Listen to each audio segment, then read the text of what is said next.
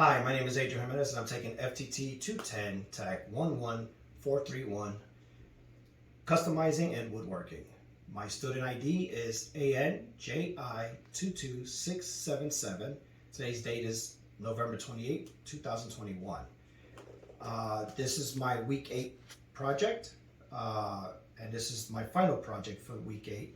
And this is the box that the Traditions muzzleloader came in. And this is the end result of my muzzleloader after 8 weeks of putting it together. When you first start, you start inletting your lock. Then you go from the inletting your lock to inletting your butt plate. From the butt plate, you inlet your toe plate, and then once you have those inletted and they meet, you file down your butt plate and your toe plate to meet so that it's even, and then from there you have to inlet slightly where your rear thimble goes into, and you have to file your edges, removing any of the casting marks or any additional burrs or material that won't allow it to fit in the stock snug. And then the same with the front thimble. Once you have removed any of the burrs in the inner diameter on both forward and aft of your thimbles, then you'll go on after you have filed your thimbles, you inlet it to make sure that it fits snug, and if it fits snug, then you install it. Then you'll drill your holes through your barrel channel, in through the barrel and into your thimble, so that way you can attach your fastener that's going to hold your thimbles. And that's the same for both forward and aft thimbles. Once you have done that, I've removed any of the gouges, any scratches, any imperfections by sanding it from 150 grit all the way up to like 400 grit, and then using polish to polish it off. And I went for all the brass pieces that you see. Also, the nose cap, I had to file the edges that come against the barrel or meet against the barrel, so that way that when I go to install the nose cap, it sits snug. After I found that, I found my center of the nose cap, drilled 2 holes, and then countersunk the holes so that my fasteners can go and attach the nose cap to the frame, to the stock.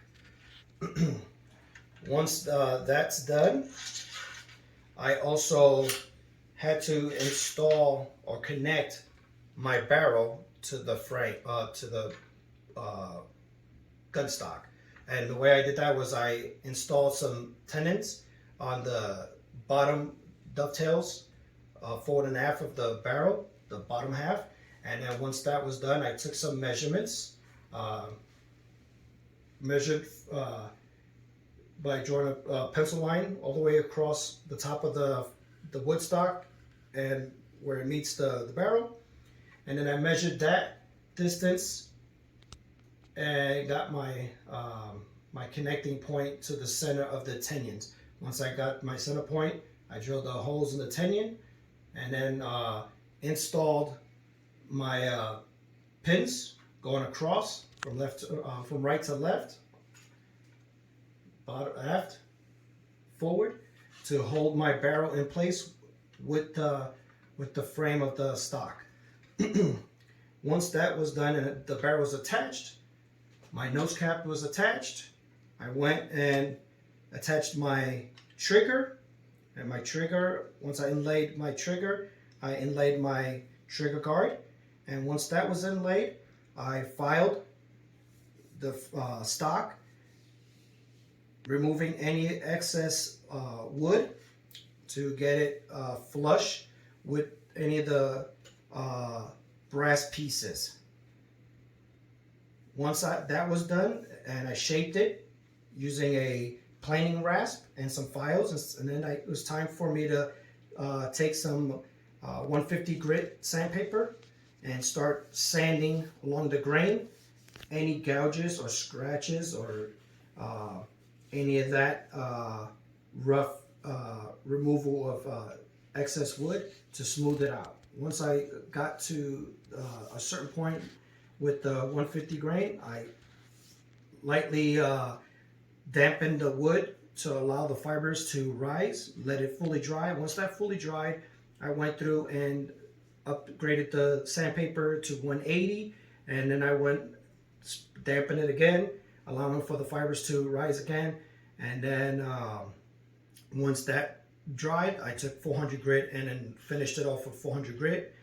Any dents that I had, I took and dampened a towel and then used a iron to raise any of the dents that I caused from using the vise.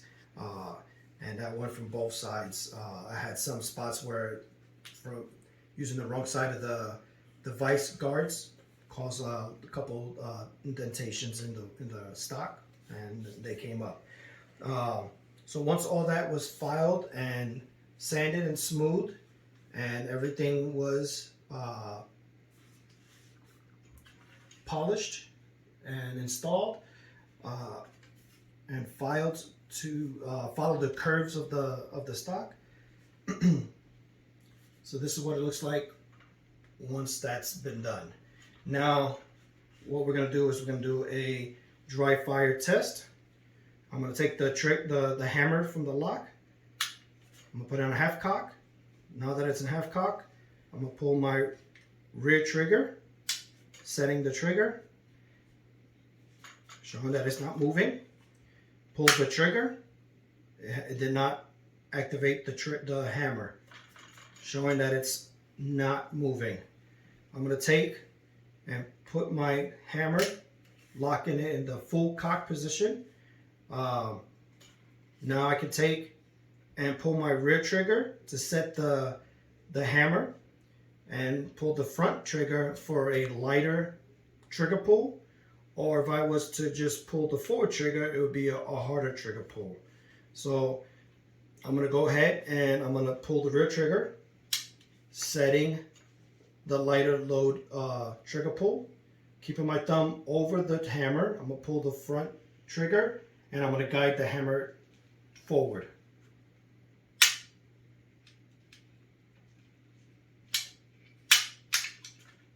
There we go. I'm going to do that one more time. Set it. It fires. So now I'm going to do it again. Full cock without pulling the F trigger. I'm just going to pull the trigger, keeping my thumb again on the hammer so it doesn't go flying forward, since I don't have a percussion cap. And there it goes. That's your test dry firing. If I was to have black powder, the wad, and the projectile, I would do my powder measurement for the projectile I'm going to be using, pour it down the barrel, take my lubricated wad, place it over the muzzle, take my projectile, put it over the wad. Then I will take my ram stick, and I'll go in and pack it, tapping it down a couple times, pulling out my ramrod,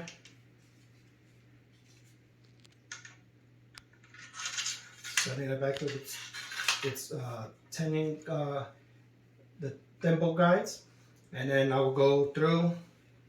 If I was at a range or somewhere safe, safety check again. Nothing, right? And put it in full cock. Set the trigger. Boom. And then the round would ignite. The percussion cap would ignite the black powder. The black powder would send the projectile up the barrel and out the muzzle, and causing the projectile to come out the end of the barrel to hit your target. So what did I think about this build, and what would I have done differently, or what did I change, or what did I learn from building muzzleloader, what I can use for modern weapons. So what I learned is forming a wood stock. It was either a 80 or 90% complete wood stock, but there was like about 90 to 100% additional work that I had to do to allow for my lock to sit perfect, for my trigger guard to fit on there perfect, even with the trigger, the butt plate, your toe plate, your tenions, even your nose plate.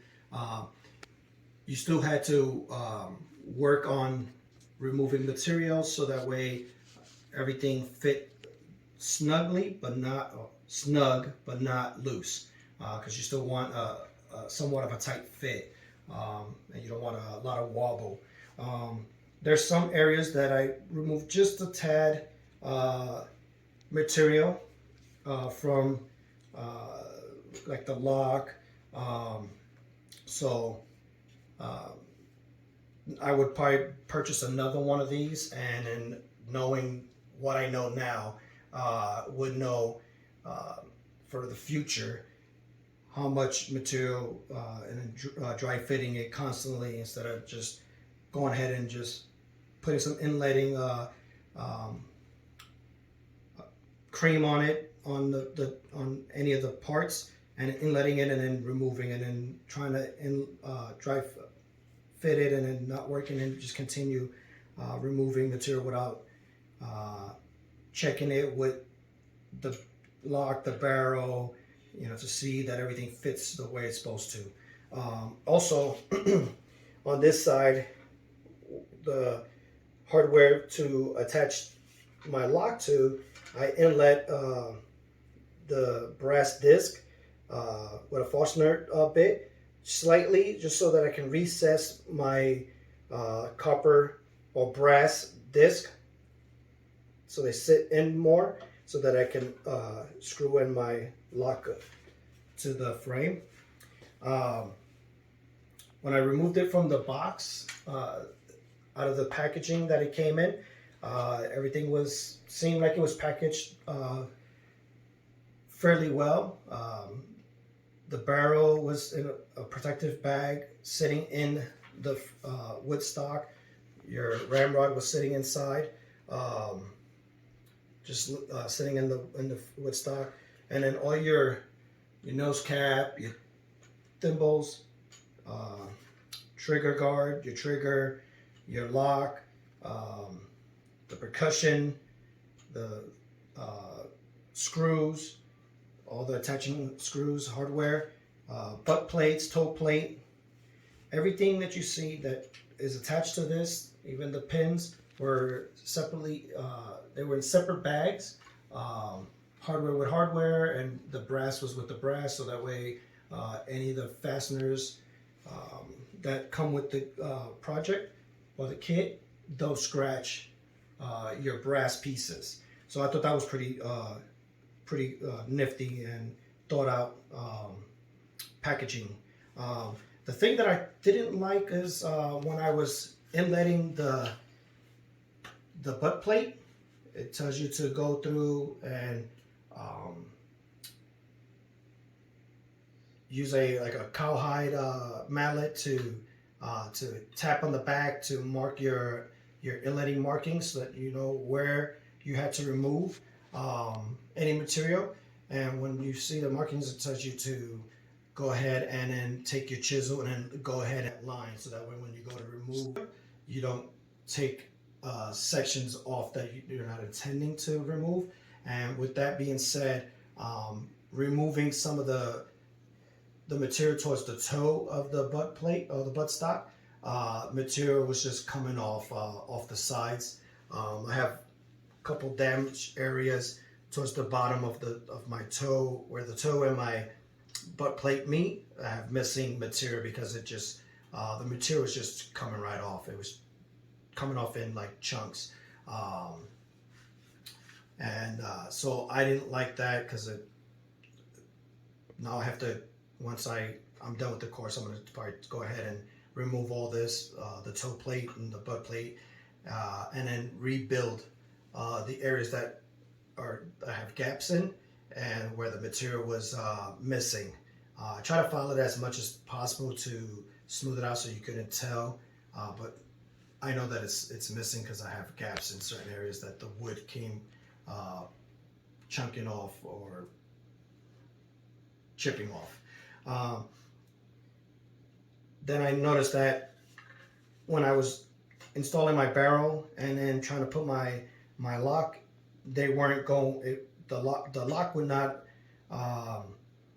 wasn't allowing. The barrel wasn't allowing the lock to be installed, or if I put the lock, the barrel wouldn't install correctly. So I had to remove some more material to finagle that and then get it to work properly. So now my lock is installed and inletted, and my barrel is installed as well.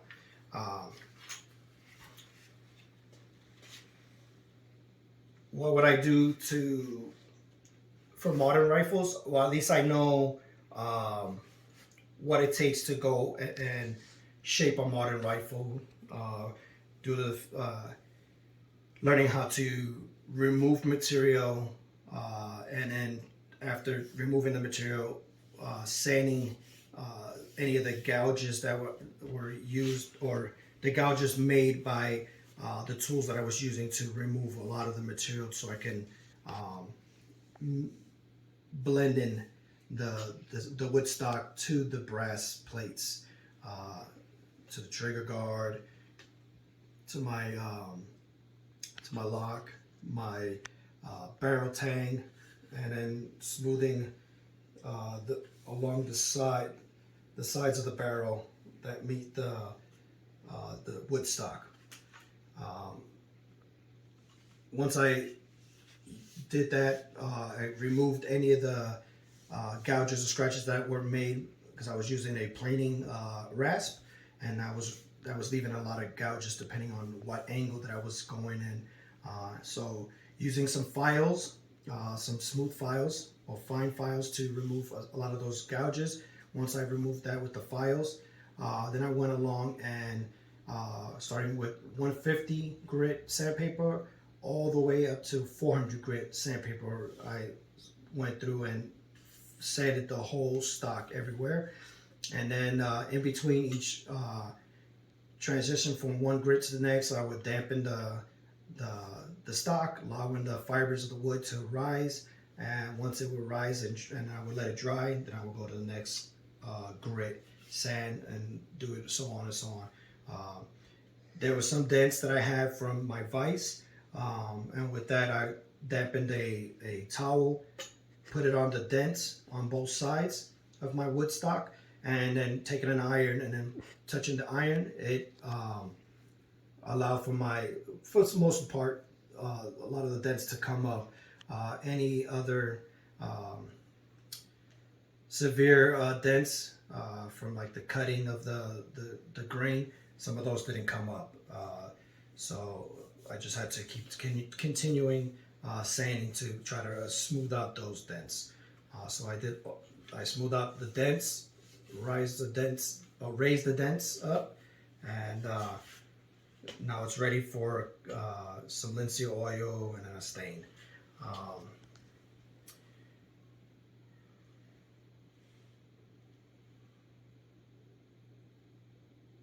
So the scenario that I used was when I was lining my butt plate, and I was lining the inletting after, on the line of where I used a pencil to mark around the perimeter. As I was lining my butt plate, on this side and on this side, the wood came off in chunks, and the vise I was using, it kept coming off and sliding out of the vise because I didn't want to put too much pressure because I didn't have the right type of jaws. So I was putting rags in there, and it was allowing it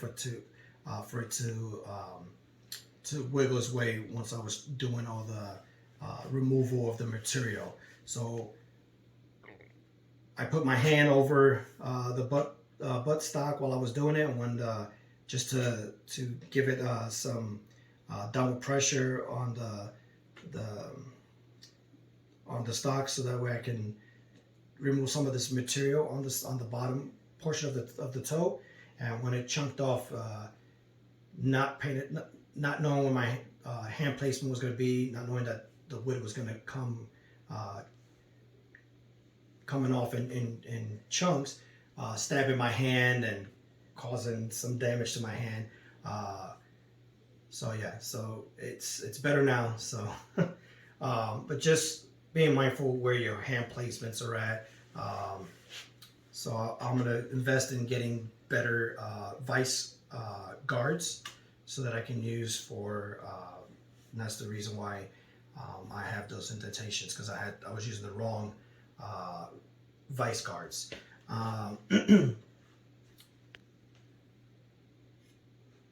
Once I'm done with this this build, and I go to the next lesson where I finish using some linseed oil or some true oil. I will do it in several stages, and then in between each stage I will do a wet sand, so that way any open pores that I have on this stock, using the wet sanding method with either true oil or linseed oil, that sand and that true oil will start to clog up any of the open pores on the stock and causing it to seal. And then once that happens, I can put a final coat,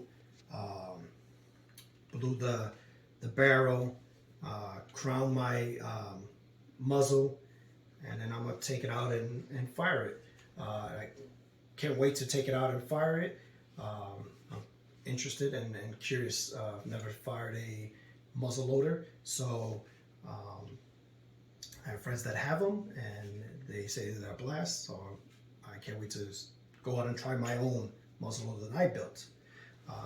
And then taking this, what I learned to form these stocks, I can take it on to the modern day rifle stocks that are, if I'm going to create a wood stock from scratch, I will at least know how much of the wood I can keep by the tang, the type of heel, the comb, fitting a butt stock to the or butt plate to the butt stock. So all that is going to play into me learning how to transition that to the modern day rifles. Thank you. And finally, for customizing this muzzleloader, I may try to get a stencil created, and I want to try to see if I can do like a engraving on the stock. First, I'll try it on a piece of wood, see how it comes out, and if it comes out well, I might do either a high, I don't want to do a high carving, maybe a single line carving, almost like a checkering. I might do some checkering on this on the pistol grip, on the rifle grip area. I might do some checkering here, but I may try to do like an engraving to personalize this this butt stock or this muzzle loader to customize it for myself. And so that's something I'm thinking about. I'm not 100% sure if I'm gonna try it on this one, or I may try it on this one and then order another one, and then build that one. And then if this one comes out good, then at least I have the practice on one of these and on this type of wood selection for the wood stock. And then once I order another one, I at least I know what it takes to engrave on this specific type of wood. Thank you.